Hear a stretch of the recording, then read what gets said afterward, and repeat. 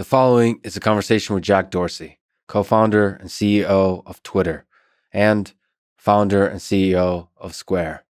Given the happenings at the time related to Twitter leadership and the very limited time we had, we decided to focus this conversation on Square and some broader philosophical topics, and to save an in-depth conversation on engineering and AI at Twitter for a second appearance on this podcast. This conversation was recorded before the outbreak of the pandemic. For everyone feeling the medical, psychological, and financial burden of this crisis, I'm sending love your way. Stay strong. We're in this together.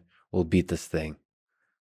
As an aside, let me mention that Jack moved $1 billion of Square equity, which is 28% of his wealth, to form an organization that funds COVID-19 relief. First, as Andrew Yang tweeted, this is a spectacular commitment. And second, it is amazing that it operates transparently by posting all its donations to a single Google Doc.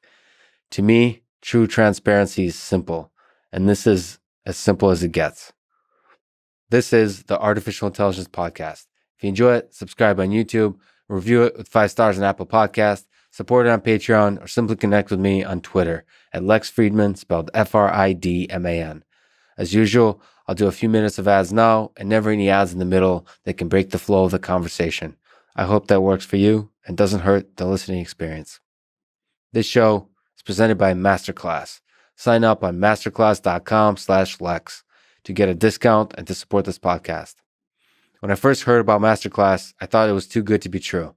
For $180 a year, you get an all-access pass to watch courses from, to list some of my favorites, Chris Hadfield on space exploration, Neil deGrasse Tyson on scientific thinking and communication, Will Wright, creator of SimCity and Sims, both one of my favorite games, on game design, Jane Goodall on conservation, Carlos Santana on guitar, one of my favorite guitar players, Gary Kasparov on chess, Daniel Negreanu on poker, and many, many more. Chris Hadfield explaining how rockets work and the experience of being launched into space alone is worth the money. For me, the key is to not be overwhelmed by the abundance of choice.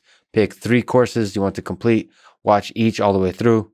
It's not that long, but it's an experience that will stick with you for a long time. It's easily worth the money. You can watch it on basically any device. Once again, sign up on masterclass.com/Lex to get a discount and to support this podcast. And now, here's my conversation with Jack Dorsey. You've been on several podcasts, Joe Rogan, Sam Harris, Rich Roll, others, excellent conversations. But I think there's several topics that you didn't talk about that I think are fascinating that I'd love to talk to you about.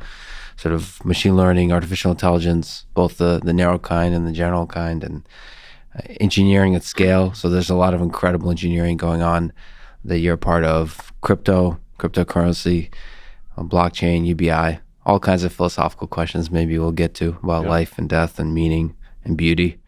So you're involved in building some of the biggest network systems in the world, sort of trillions of interactions a day. The cool thing about that is the infrastructure, the engineering at scale. You started as a programmer with C, building. Yeah, so I'm a hacker. I'm not really an engineer. Not a legit software engineer. You're a hacker at heart. But to achieve scale, you have to do some, unfortunately, legit large-scale engineering. So how do you make that magic happen? Hire people that I can learn from, number one. I mean, I'm a hacker in the sense that my approach has always been do whatever it takes to make it work, so that I can see and feel the thing and then learn what needs to come next. And oftentimes what needs to come next is a matter of being able to bring it to more people, which is scale. And there's a lot of great people out there that either have experience or are extremely fast learners that we've been lucky enough to find and work with for years. But I think a lot of it, we benefit a ton from the open source community and just all the learnings there that are laid bare in the open, all the mistakes, all the success, all the problems. It's a very slow moving process usually, open source, but it's very deliberate. And you get to see, because of the pace, you get to see what it takes to really build something meaningful. So I learned most of everything I learned about hacking and programming and engineering has been due to open source and the generosity that people have given to give up their time, sacrifice their time without any expectation in return, other than being a part of something much larger than themselves, which I think is great. The open source movement is amazing, but if you just look at the scale, like Square has to take care of, is this fundamentally a software problem or hardware problem? You mentioned hiring a bunch of people, but so it's not, maybe from my perspective, not often talked about how incredible that is to sort of have a system that doesn't go down often, that is secure, is able to take care of all these transactions. Like maybe I'm also a hacker at heart, and it's incredible to me that that kind of scale could be achieved. Is there some insight, some lessons, some interesting tidbits that you can say about how to make that scale happen? Is it the hardware fundamentally challenge? Is it a software challenge? Is it is it a social challenge of building large teams of engineers that work together, that kind of thing? Like what's the interesting challenges there? By the way, you're the best dress hacker I've met. I think Thank you, by the way. Thank you.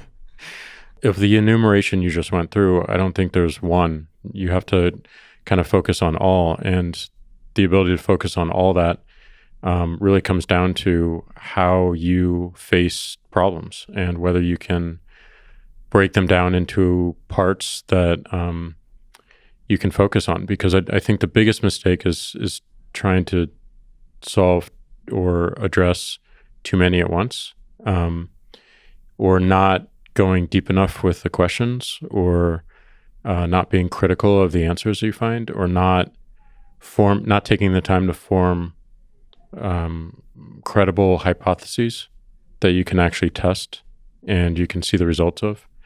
So all of those fall in the face of ultimately critical thinking skills, problem solving skills. And if there's one skill I want to improve every day, it's that. That's what contributes to learning. And the only way we can evolve any of these things is learning what it's currently doing and how to take it to the next step. And questioning assumptions, the first principles kind of thinking. Yeah. Seems like fundamental to this whole process. Yeah, but if you get too overextended into, well, this is a hardware issue, you miss all the software solutions. And vice versa, if you focus too much on the software, there are hardware solutions that can 10x the thing.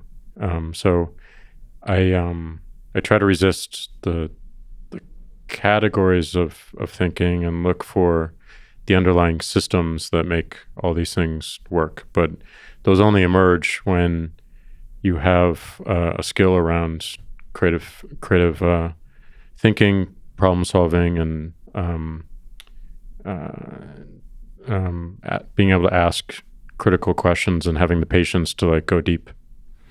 So one of the amazing things, if we look at the mission of Square, is to increase people's access to the economy. Maybe you can correct me if I'm wrong. That's from my perspective. Sort of from the perspective of merchants, peer-to-peer payments, even cryptocurrency, digital cryptocurrency. What do you see as the major ways our society can increase participation in the economy? So if we look at today, in the next 10 years, next 20 years, you go into Africa, maybe in Africa and all kinds of other places outside of North America. If there was one word that I think represents what we're trying to do at Square, it is that word access. One of the things we found is that we weren't expecting this at all. When we started, we thought we were just building a piece of hardware to enable people to plug it into their phone and swipe a credit card. And then as we talked with people who actually tried to accept credit cards in the past, we found a consistent theme, which many of them weren't even not allowed to process credit cards. And we dug a little bit deeper, again, asking that question. And we found that a lot of them would go to banks or these merchant acquirers. And waiting for them was a credit check and looking at a FICO score. And many of the businesses that we talk to, and many small businesses, they don't have good credit or a credit history. They're entrepreneurs who are just getting started, taking a lot of personal risk, financial risk. And it just felt ridiculous to us that for the job of being able to accept money from people, you had to get your credit checked.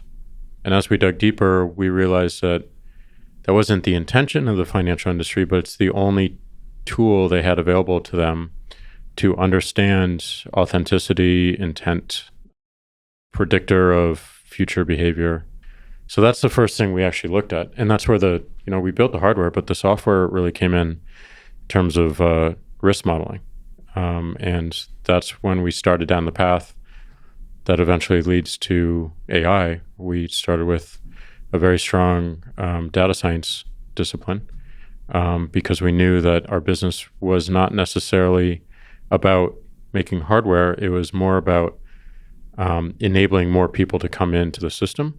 So the fundamental challenge there is, so to enable more people to come into the system, you have to lower the barrier of checking that person will be a legitimate vendor. Is that the fundamental problem here? Yeah, and a different mindset. I think a lot of the financial industry had a mindset of distrust and just constantly looking for opportunities to prove why people shouldn't get into the system. Whereas we took on a mindset of trust and then verify. Yes.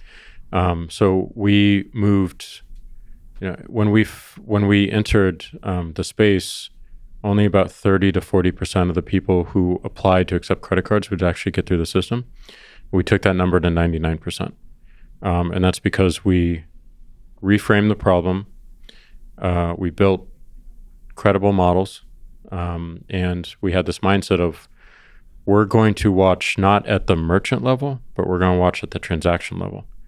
So come in, perform some transactions, and as long as you're doing things that feel high integrity, credible, and don't look suspicious, we'll continue to serve you. If we see any interestingness in how you use our system, that will be bubbled up to people to review, to figure out if there's something nefarious going on, and that's when we might ask you to leave. So the change in the mindset led to the technology that we needed to enable more people to get through and to enable more people to access the system. What role does machine learning play into that, in that context of, you said, first of all, it's a beautiful shift. Anytime you shift your viewpoint into seeing that people are fundamentally good, and then you just have to verify and catch the ones who are not, as opposed to assuming everybody's bad, this is a beautiful thing. So what role to you, throughout the history of the company, has machine learning played in doing that verification? It was immediate. I mean, we weren't calling it machine learning, but it was data science. And then as the industry evolved, machine learning became more of the nomenclature, and as that evolved, it became more sophisticated with deep learning, and as that continues to evolve, it'll be another thing. But they're all in the same vein.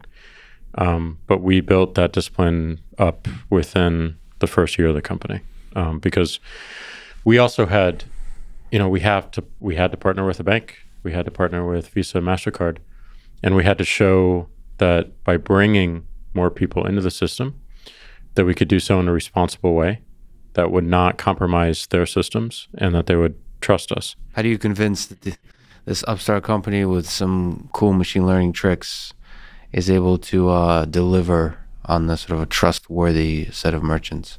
We staged it out in tiers. We had a bucket of 500 people using it, and then we showed results, and then 1,000, and then 10,000, then 50,000, and then the constraint was lifted. So again, it's kind of getting something tangible out there. I want to show what we can do rather than talk about it. And that put a lot of pressure on us to do the right things. And it also created a culture of accountability, of a little bit more transparency, and I think incentivized all of our early folks and the company in the right way. So what does the future look like in terms of increasing people's access? Or if you look at IoT, Internet of Things, there's more and more intelligent devices. You can see there's some people even talking about our personal data as a thing that we could monetize more explicitly versus implicitly. Sort of everything can become part of the economy. Do you see, so what does the future of Square look like in sort of giving people access in all kinds of ways to being part of the economy as merchants and as consumers? I believe that the currency we use is a huge part of the answer, and I believe that the internet deserves and requires a native currency, and that's why I'm such a huge believer in Bitcoin, because it just our biggest problem as a company right now is we cannot act like an internet company. Open a new market, we have to have a partnership with a local bank. We have to pay attention to different regulatory onboarding environments.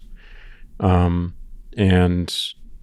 a digital currency like Bitcoin takes a bunch of that away, where we can potentially launch a product in every single market around the world, because they're all using the same currency. And we have consistent understanding of regulation and onboarding and what that means. So I think the internet continuing to be accessible to people is number one, and then I think currency is number two.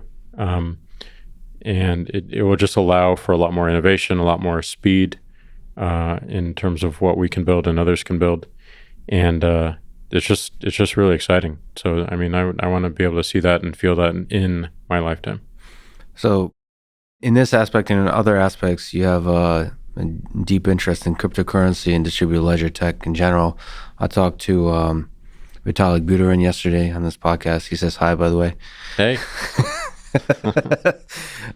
He's a brilliant person. Talked a lot about Bitcoin and Ethereum, of course. So can you maybe linger on this point? What do you find appealing about Bitcoin, about digital currency? Where do you see it going in the next 10, 20 years?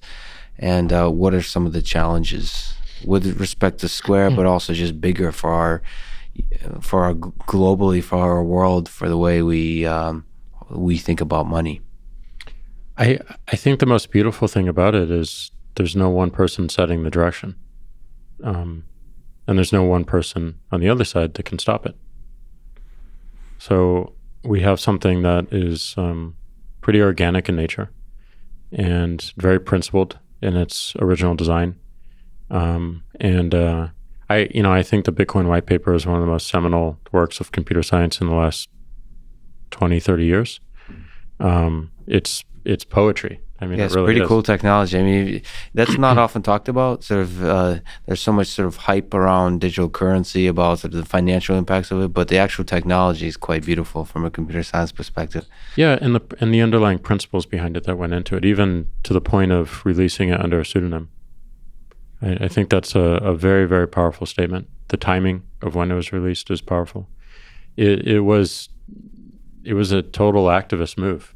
I mean, it's moving the world forward in a way that I think is extremely noble and honorable and enables everyone to be part of the story, which is also really cool.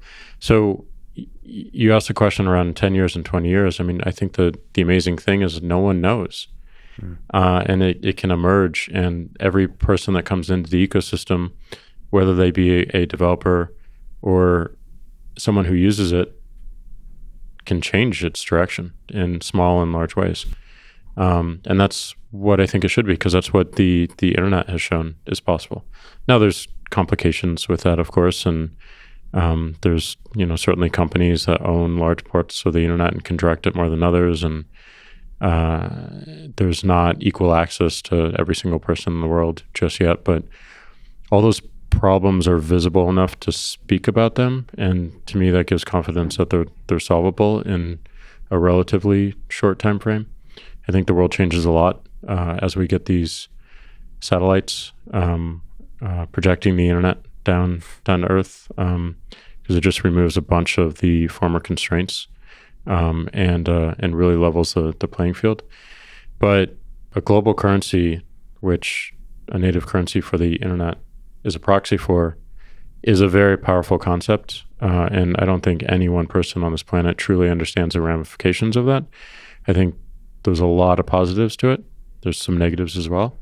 Do you think it's possible, sorry to interrupt, do you think it's possible that this kind of digital currency would redefine the nature of money, so become the main currency of the world, as opposed to being tied to fiat currency of different nations, and sort of really push the decentralization of control of money? Definitely. But I think the bigger ramification is how it affects how society works. And I think there are many positive ramifications Outside of just that. money, outside of just money. Money is a foundational layer that enables so much more. I was meeting with an entrepreneur in Ethiopia, and payments is probably the number one problem to solve across the continent, both in terms of moving money across borders between nations on the continent, or the amount of corruption within the current system. But the lack of easy ways to pay people makes starting anything really difficult. I met an entrepreneur who started the Lyft/Uber of Ethiopia, and one of the biggest problems she has is that it's not easy for her riders to pay the company, and it's not easy for her to pay the drivers. And that definitely has stunted her growth and made everything more challenging. So the fact that she even has to think about payments instead of thinking about the best rider experience and the best driver experience is pretty telling. So I think as we get a more durable, resilient, and global standard, we see a lot more innovation everywhere. And I think there's no better case study for this than the various countries within Africa and their entrepreneurs who are trying to start things within health or sustainability or transportation, or a lot of the companies that we've seen here. So the majority of companies I met in November, when I spent a month on the continent, were payments oriented. You mentioned, as a small tangent, you mentioned the anonymous launch of Bitcoin is a sort of profound philosophical statement. Pseudonymous. What's that even mean? Like, there's a pseudonym. First well, of all, let me ask. There's an identity tied to it. It's not just anonymous. It's Nakamoto. So Nakamoto might represent one person or multiple people. But let me ask: are you Satoshi Nakamoto? Just no. checking. And if I were, would I tell you? Yeah, that's true. But maybe you slip. A pseudonym is constructed identity.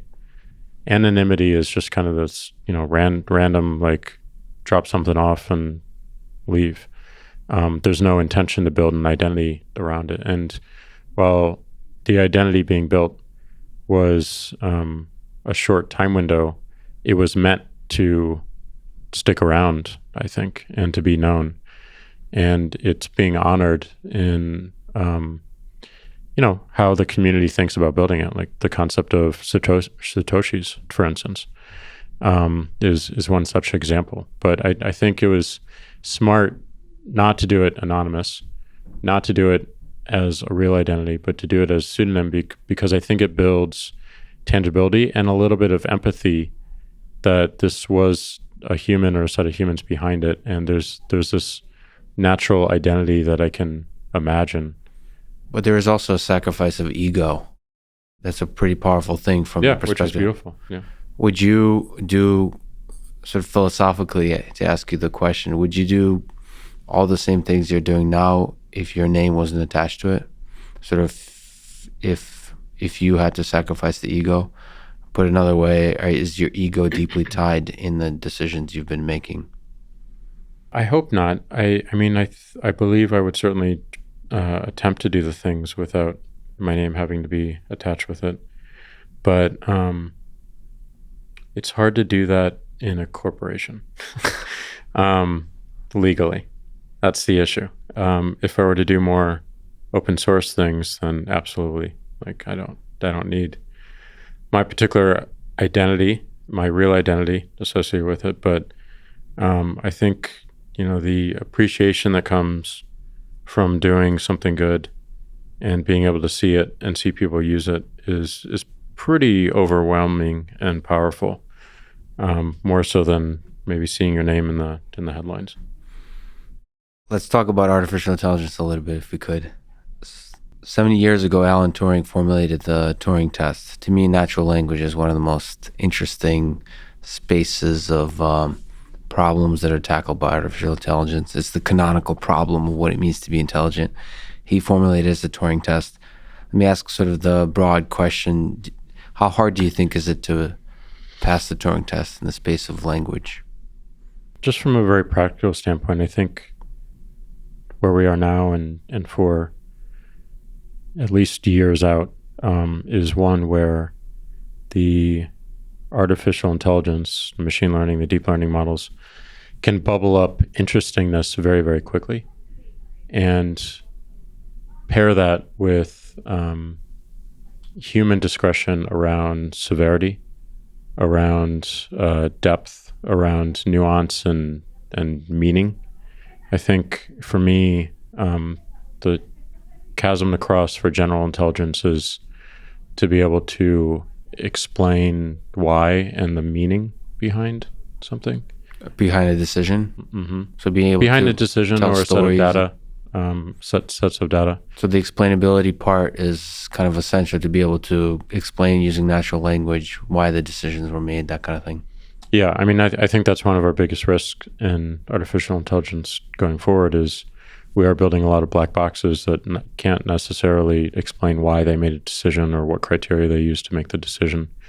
And we're trusting them more and more, from lending decisions to content recommendation to driving to health. A lot of us have watches that tell us when to stand.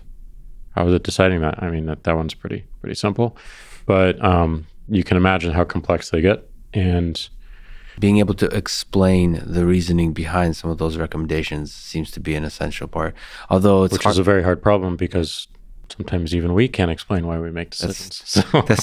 That's what I think we're being sometimes a little bit unfair to artificial intelligence systems because we're not very good at some of these things. Yep. Do you think, apologize for the ridiculous romanticized question, but on that line of thought, do you think we'll ever be able to build a system like in the movie Her that you could fall in love with? So have that kind of deep connection with. So, hasn't that already happened? Hasn't someone in Japan fallen in love with his AI? There's always going to be somebody that does that kind of thing. I mean, at a much larger scale of actually building relationships, of being deeper connections. It doesn't have to be love, but it's just deeper connections with artificial intelligence systems. So you mentioned explainability. That's less a function of the artificial intelligence and more a function of the individual and how they find meaning and where they find meaning. Do you think we humans can find meaning in technology in this kind of way? Yeah, 100%. And I don't necessarily think it's a negative, but it's constantly going to evolve. So I don't know, but I meaning is something that's entirely subjective, and I don't think it's going to be a function of finding the magic algorithm that enables everyone to love it. But maybe, I don't know. But that question really gets at the difference between human and machine. So you had a little bit of an exchange with Elon Musk. Basically, I mean, it's a trivial version of that, but I think there's a more fundamental question of, is it possible to tell the difference between a bot and a human? And do you think if we look into the future, 10, 20 years out, do you think it will be possible, or is it even necessary to tell the difference in the digital space between a human and a robot? Can we have fulfilling relationships with each, or do we need to tell the difference between them? I think it's certainly useful in certain problem domains to be able to tell the difference. I think in others it might not be as useful. Do you think it's possible for us today to tell that difference? It's the reverse, the meta of the Turing test. Well, what's interesting is I think the technology to create is moving much faster than the technology to detect. You think so? So if you look at like adversarial machine learning, there's a lot of systems that try to fool machine learning systems. And at least for me, the hope is that the technology to defend will always be right there, at least. Your sense is that... I don't know if they'll be right there. I mean, it's a race, right? So the detection technologies have to be 2 or 10 steps ahead of the creation technologies. This is a problem that I think the financial industry will face more and more, because a lot of our risk models, for instance, are built around identity. Payments ultimately comes down to identity. And you can imagine a world where all this conversation around deep fakes goes towards a direction of driver's license or passports or state identities. And people construct identities in order to get through a system such as ours to start accepting credit cards or into the Cash App. And those technologies seem to be moving very, very quickly. Our ability to detect them, I think, is probably lagging at this point. But certainly with more focus, we can get ahead of it. But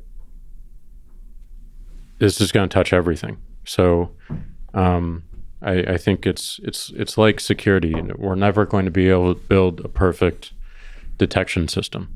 We're only going to be able to, what we should be focused on is the speed of evolving it and being able to take signals that show correctness or errors as quickly as possible and move and to be able to build that into our newer models or the self-learning models.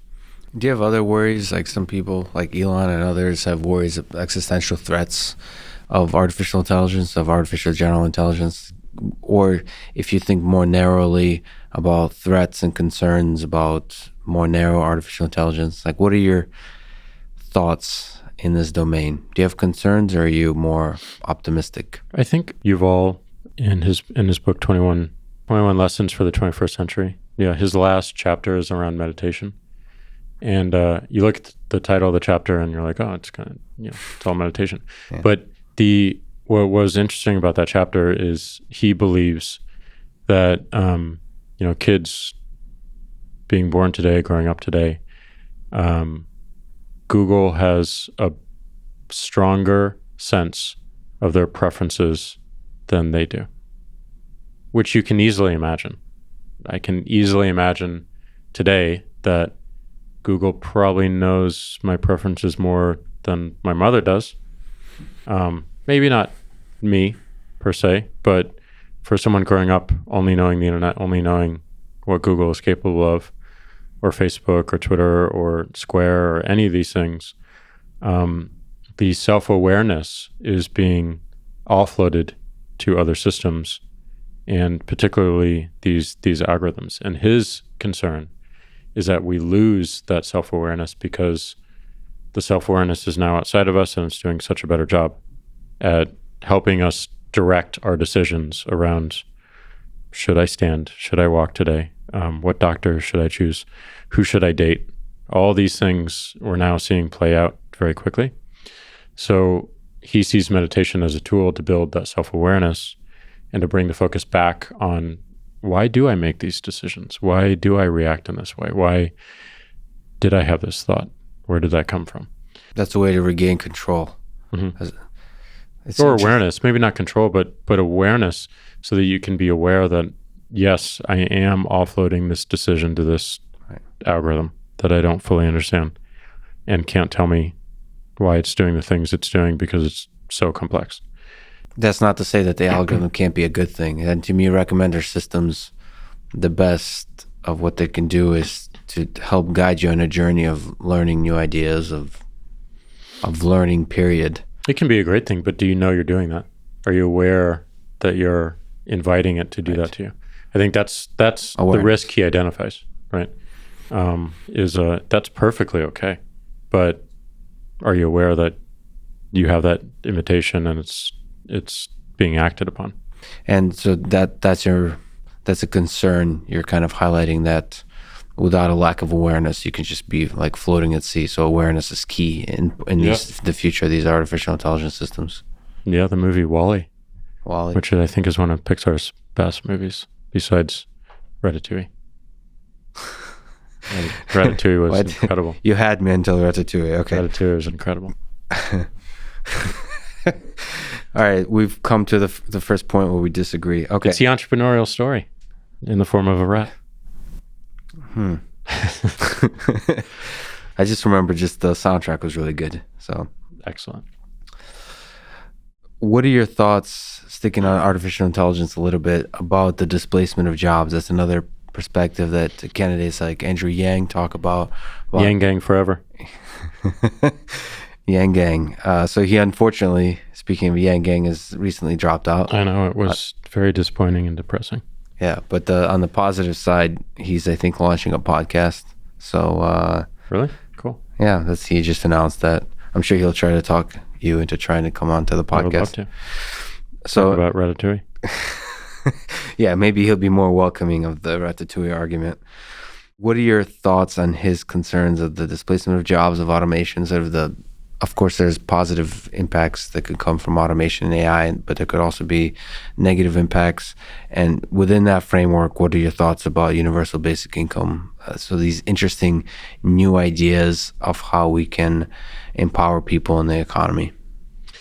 I think he was 100% right on almost every dimension. We see this in Square's business. I mean, he identified truck drivers. I'm from Missouri, and he certainly pointed to the concern and the issue that people from where I'm from feel every single day that is often invisible and not talked about enough. The next big one is cashiers. This is where it pertains to Square's business. We are seeing more and more of the point of sale move to the individual customer's hand in the form of their phone and apps and pre-order and order ahead. We're seeing more kiosks. We're seeing more things like Amazon Go. And the number of workers as a cashier in retail is immense. And there's no real answers on how they transform their skills and work into something else. And I think that does lead to a lot of really negative ramifications. And the important point that he brought up around universal basic income is, given that the shift is going to come, and given it's going to take time to set people up with new skills and new careers, they need to have a floor to be able to survive. And this $1,000 a month is such a floor. It's not going to incentivize you to quit your job because it's not enough, but it will enable you to not have to worry as much about just getting on day to day, so that you can focus on what am I going to do now, and what skills do I need to acquire. And I think a lot of people point to the fact that during the industrial age we had the same concerns around automation, factory lines, and everything worked out okay. But the biggest change is just the velocity and the centralization of a lot of the things that make this work, which is the data and the algorithms that work on this data. I think the second biggest scary thing is just how around AI is just who actually owns the data and who can operate on it, and are we able to share the insights from the data so that we can also build algorithms that help our needs or help our business or whatnot. So that's where I think regulation could play a strong and positive part. First, looking at the primitives of AI and the tools we use to build these services that will ultimately touch every single aspect of the human experience. And then how data, where data is owned, and how it's shared. So those are the answers that as a society, as a world, we need to have better answers around, which we're currently not. They're just way too centralized into a few very, very large companies. But I think it was spot on with identifying the problem and proposing solutions that would actually work. At least that we'd learn from, that you could expand or evolve. But I mean, I think it's UBI is well past its due. I mean, it was certainly trumpeted by Martin Luther King and even before him as well. And like you said, like the exact $1,000 mark might not be the correct one, but you should take the steps to try to implement these solutions and see what works. 100%.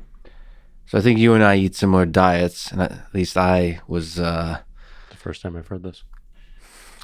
Yeah, so I was doing it. First time anyone has said that to me. In this case, anyway. Yeah, but it's becoming more and more cool.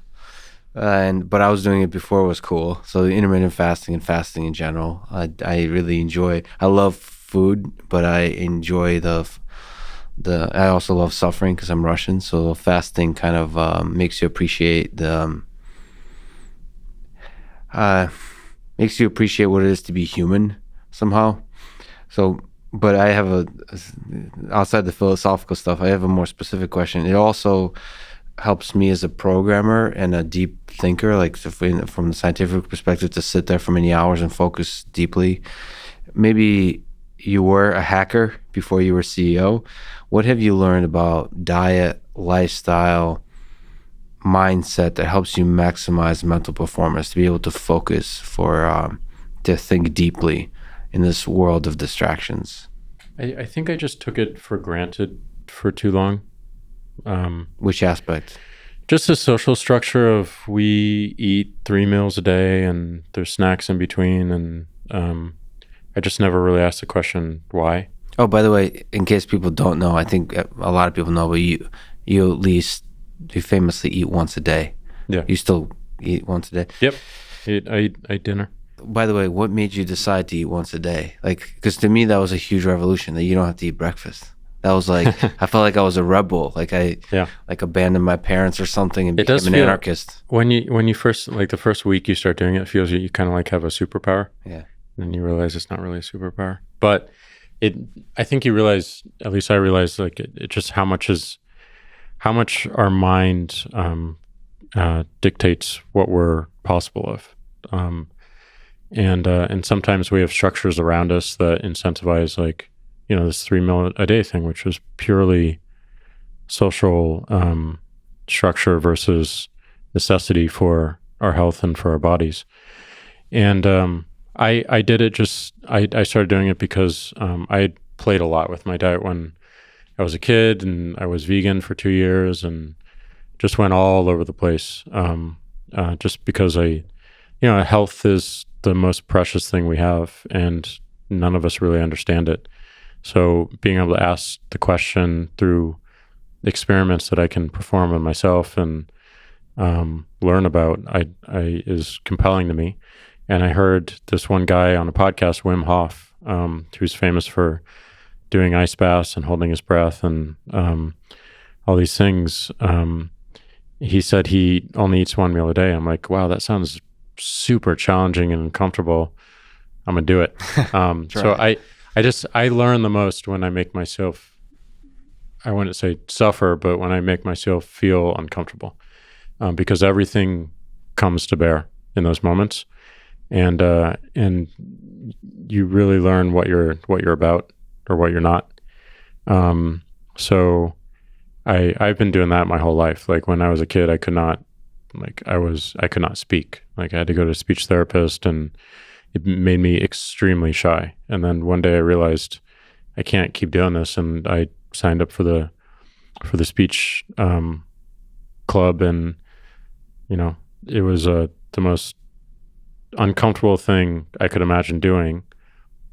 Getting a topic on a note card having 5 minutes to write a speech about whatever that topic is, not being able to use the note card when I was speaking and speaking for 5 minutes about that topic. So, but it gave me so much perspective around the power of communication, around my own deficiencies, and around if I set my mind to do something, I'll do it. So it gave me a lot more confidence. So I see fasting in the same light. This is something that was interesting, challenging, uncomfortable, and has given me so much learning and benefit as a result. And it will lead to other things that I'll experiment with and play with. But yeah, it does feel a little bit like a superpower sometimes. The most boring superpower one can imagine. No, it's quite incredible. The clarity of mind is pretty interesting. Speaking of suffering, you kind of talk about facing difficult ideas. You meditate. You think about the broad context of life, of our society. Let me ask I apologize again for the romanticized question, but do you ponder your own mortality? Do you think about death, about the finiteness of human existence when you meditate, when you think about it? And if you do, how do you make sense of it, that this thing ends? Well, I don't try to make sense of it. I do think about it every day. I mean, it's a daily, multiple times a day. Are you afraid of death? No, I'm not afraid of it. I think it's a transformation. I don't know to what, but it's also a tool to feel the importance of every moment. So I just use it as a reminder, like, I have an hour. Is this really what I'm going to spend the hour doing? Like, I only have so many more sunsets and sunrises to watch. Like, I'm not going to get up for it. I'm not going to make sure that I try to see it. So it just puts a lot into perspective, and it helps me prioritize. I think I don't see it as something that's like that I dread or is dreadful. It's a tool that is available to every single person to use every day, because it shows how precious life is. And there's reminders every single day, whether it be your own health or a friend or a coworker or something you see in the news. So it's to me, it's just a question of what we do with that daily reminder. And for me, it's am I really focused on what matters? And sometimes that might be work, sometimes that might be friendships or family or relationships or whatnot, but it's the ultimate clarifier in that sense. So on the question of what matters, another ridiculously big question of, once you try to make sense of it, what do you think is the meaning of it all? The meaning of life? What gives you purpose, happiness, meaning? A lot does. I mean, just being able to be aware of the fact that I'm alive is pretty meaningful. The connections I feel with individuals, whether they people I just meet or long-lasting friendships or my family, is meaningful. Seeing people use something that I helped build is really meaningful and powerful to me.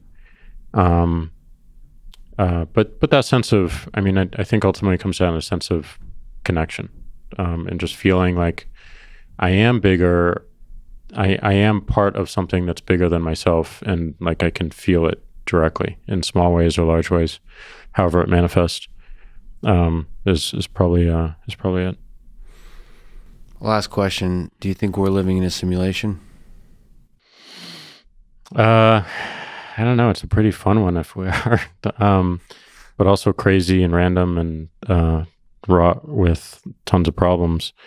But yeah, would you have it any other way? Yeah,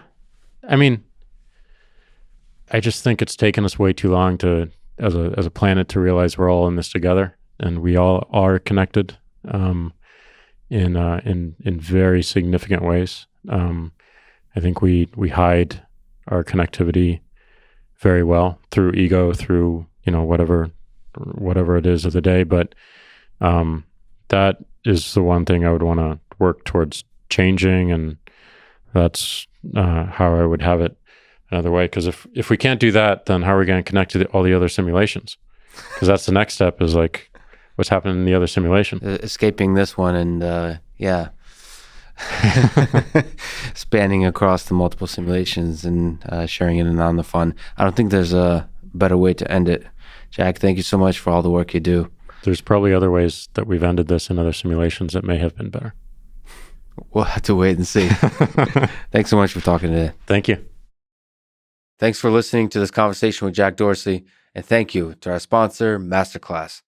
Please consider supporting this podcast by signing up to Masterclass at masterclass.com/Lex.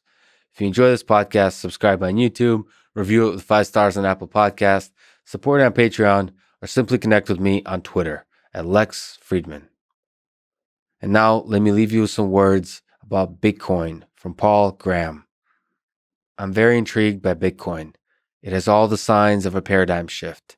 Hackers love it, yet it is described as a toy, just like microcomputers.